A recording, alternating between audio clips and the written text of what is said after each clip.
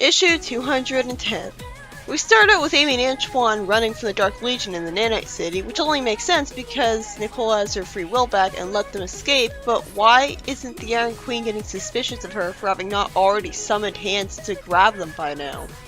When they get surrounded by Legionnaires and Yagi ninjas, Jeffrey shows up out of nowhere, protecting them with the soldier gear and tells them to run on ahead. He flashes the soldier with light and then immediately catches up with Amy and Antoine running at their side. I guess he's faster than them and is slowing down to avoid leaving them behind. He complains that he leaves for one mission and the whole city falls apart, which doesn't explain how he got into the Nanite City when surrounded by a metal shell. I mean, I guess his gear had something for that too, like a really powerful laser. For some reason he says that things weren't this bad under the first Robotnik, even though nobody's being turned into robot slaves. And Amy doesn't point this out to him.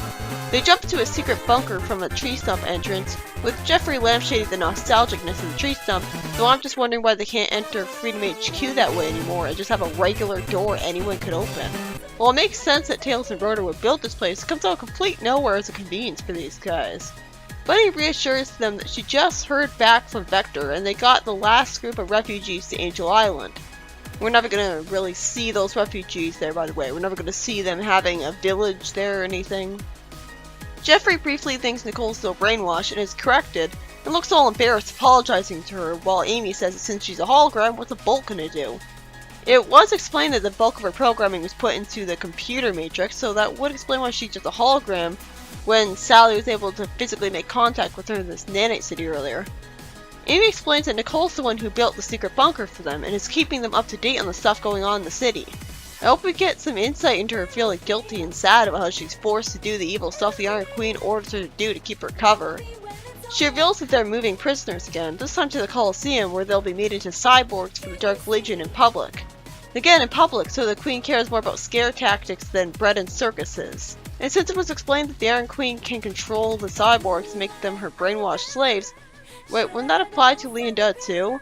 I don't care that she has a control chip.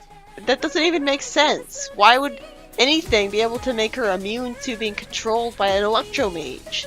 I guess Leonda didn't care because she'd still be the Grandmaster of the Legion once the Queen was defeated, and she'd get her free will back. For some reason, Amy insists that being cyborgized is worse than being roboticized, when no, it's clearly not. You still have basically the same organic body and appearance. Antoine says that they haven't done it to many people, but Bunny says that they can't save everyone with so many citizens hiding. For some weird reason, Jeffrey takes a few seconds looking like he's considering something before going with Amy and Antoine to the Coliseum, even though it being inconsistent with his character to refuse to help save the citizens. In the detention center, Snively is asked by Leonda why he keeps answering Eggman's summons when he's nuts, and Snively explains that he gets joy out of seeing him so pathetic. Leonda says she's going to check on the next sector, and suddenly, Eggman is back to being menacing, as he tells Snively that he's figured everything out. Here's the bullshit explanation for why he gained his sanity back.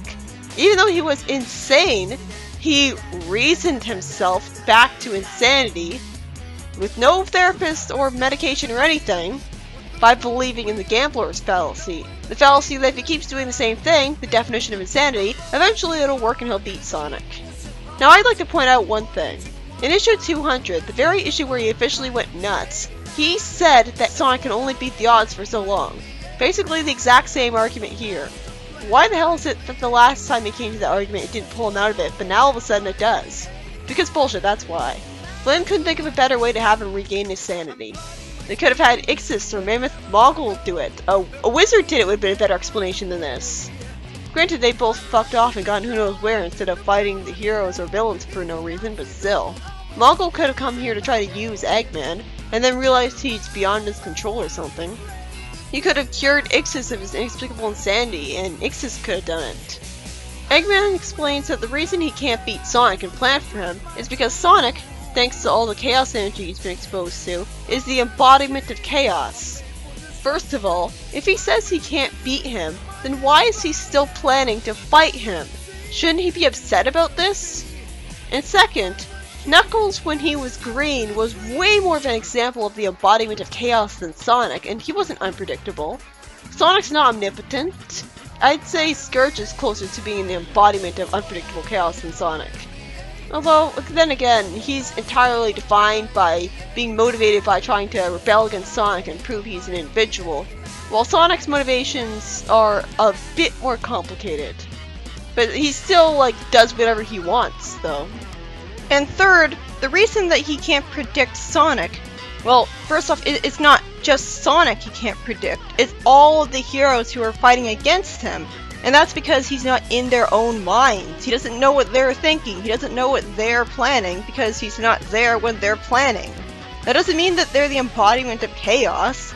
That doesn't mean that they're unpredictable. It just means that he doesn't know what they're planning. Somehow Eggman gets the crazy idea that because he knows Sonic's unpredictable, now he can properly predict him and account for the unaccountable. What kind of logic is that? He says out of nowhere that now his plans can proceed, even though he just said Sonic was unbeatable. I thought he was going to be way more clear about the fact that he's only continuing from the gambler's fallacy, but somehow the explanation he's giving after this makes even less sense. I guess I gave the writing too much credit when I was expecting the worst to begin with. After he tells Snively to let him out, despite the fact that he should have no possible inclination to do so, Eggman bluntly tells him that the Iron Queen doesn't love him, she's a manipulator, doing this all to keep her power over him. Of course, we'll never get to see a complete confirmation of that, and he says that Snively can't love because he's evil. We see that he's wrong with the latter as he starts to cry, but the former was foreshadowed by the Iron Queen getting mad at Snively and leaving him behind one time, and telling him he can only get back into her room if he gets her into the city. If she loves him, then she wouldn't be able to handle doing that.